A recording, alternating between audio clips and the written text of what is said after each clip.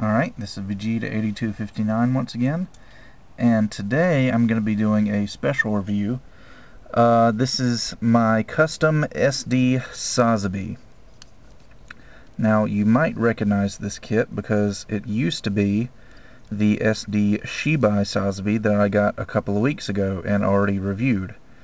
But since I reviewed it, I have done some, well, maybe not heavy modification, but I've certainly modified it and then painted it up like the standard Sazabi. So now I have a nice SD Sazabi to go with my SD new Gundam that I already had. So I'll go ahead and say that the articulation is exactly the same as the Shibai Sazabi, so if you want to know about that, go watch the Shibai Sazabi review. So we'll just skip articulation in this video. Now, what I've done is, I think the easiest thing to go over will be colors first. Obviously, the whole thing's red now. Well, most of it's red. As you know, the Shibai Sazabi is white, so the entire kit is painted, except for the hands. I'm actually going to be getting some different hands for this kit pretty soon, so I didn't bother painting the hands because I'm not going to need them in the long run. But anyway, I sprayed most of the red with spray paint. I actually got an idea at the last minute to do him in two different shades of red. If you look closely, like at his chest and then the side pieces here, there are actually two different shades of red, a light red and then a dark red. Same thing on his shoulder. This center part's a darker red, and then the big part of the shoulder armor is light red. I did that just to be more accurate to Sazabi's original color scheme. If you'll notice, I can't remember if the high grade does that, but I know the master grade Sazabi is molded in two different shades of red like this. Anyway, I also spray painted some gunmetal stuff, kind of a metallic gray color, some fluorescent green for the mono eye here, black and white for the backpack and propellant tanks, and then lots of hand brushing with yellow Tamiya paint to do all these little details and stuff. So that's about it for colors. Now as far as modifications, I guess I'll start from the head and work my way down. Let's just go ahead and take the head off. Now, the Shibai Sazabi had a bunch of fancy looking Sangokuden details on the forehead here, and basically I just got out some sandpaper and sanded all of that off. Just until I got a nice smooth finish, like so. Now, he also had a really big Gundam looking V-fin right here, and my first instinct was to just cut the whole thing off and then make him some antennas out of sheet plastic. But instead I realized that these antennas were already under there, under all that detailed stuff, so I just cut off the V-fins on the side and then sanded all the details off of these antennas. And then finally, after you whittle all that down, you've got the standard Sazabi antennas the way they're supposed to look. So, and then the whole back of the head didn't need much. There were some lines right here. I just kind of filled those in with putty and sanded those smooth. The back of the head was fine. I didn't do any modification to the inner head, except for I added a little clear green jewel for the eye, whereas on the Shibai Sazabi it was just a sticker. Let's see, the torso didn't need much modification at all. All I had to do was sand some stuff off of the chest right there, and that was pretty much it. The backpack, on the other hand, is completely new.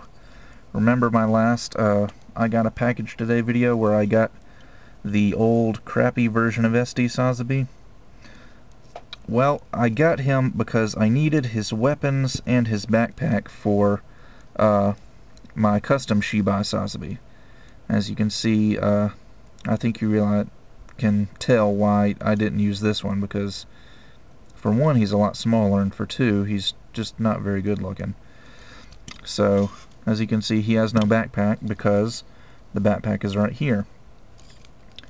Now, the funnels used to go up and down, but I had to add some plastic on the bottom to fill in some holes, so they're kind of stuck in place, but I'm not too bothered by that because they're mostly covered up by Sazabi's head anyway.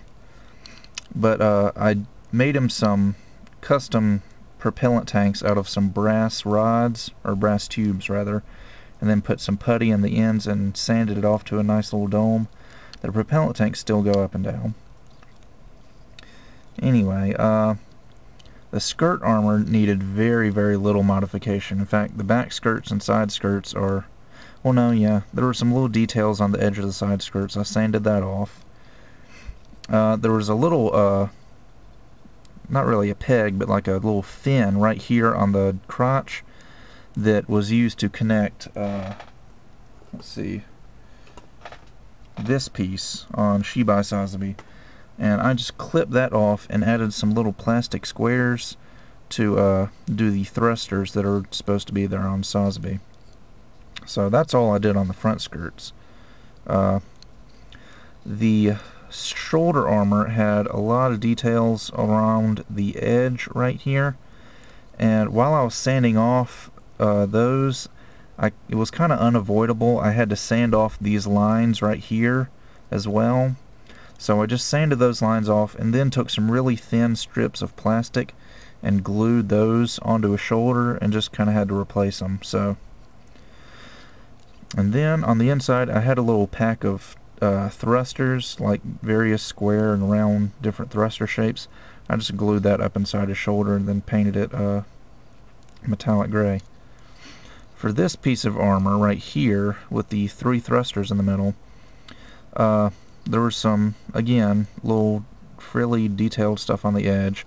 Sanded all that off. I actually ended up clipping this off about, I probably cut off a good third of the armor just to shorten it up a little bit. And then I cut 3 rods off of, actually off of the tree that Shibai Sazabi came from.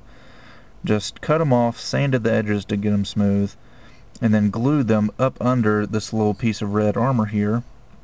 Painted them gunmetal on the underside, and then put some little yellow dots on the end to kind of simulate the inside of those thrusters right there. So yeah, little bit of detailed stuff on the arm I had to sand off, not much. I did drill a hole right here for Sazabi's shield, which you'll see in a minute. And of course, the hands, they're the same. The legs, just like the arms, just had some detailed stuff around the edges, which I kind of sanded off. And the feet didn't need any modification at all. They were fine as they were. So, for weapons and accessories, stolen from the old SD Sazabi, Sazabi has got a shield, which is actually quite nice looking. Got a little peg in the back, which I had to add myself. And I just cut out the sticker that went on the shield and painted the sticker yellow, so you got a nice Neo Zeon symbol on there. And it just pegs right into the arm. He's also got his signature beam machine gun, which is actually spring-loaded. I'm not sure if the spring's going to work. I don't think so, but there is a spring in there. And the projectiles he came with were kind of silly. Like, for example, his unlit beam sword was a projectile that's supposed to go in there and you'd flip the switch and it shoots out.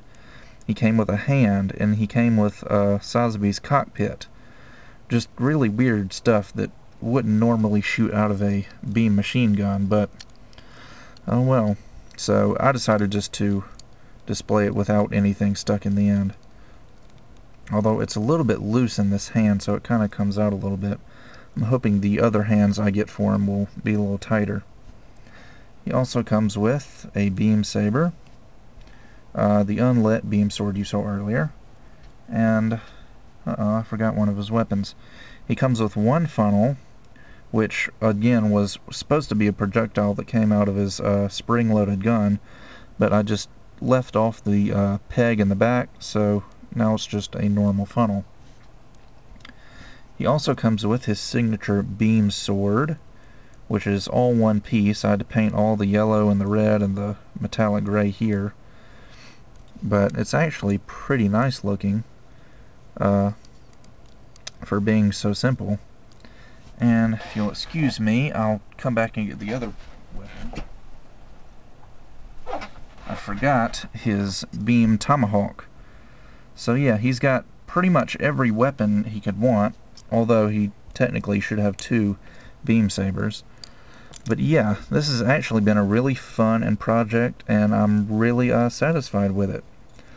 And now I've got a competent rival for my SD new Gundam, because this little old SD Sazabi just ain't cutting it. So that's about it for this review, and I'll see you guys next time.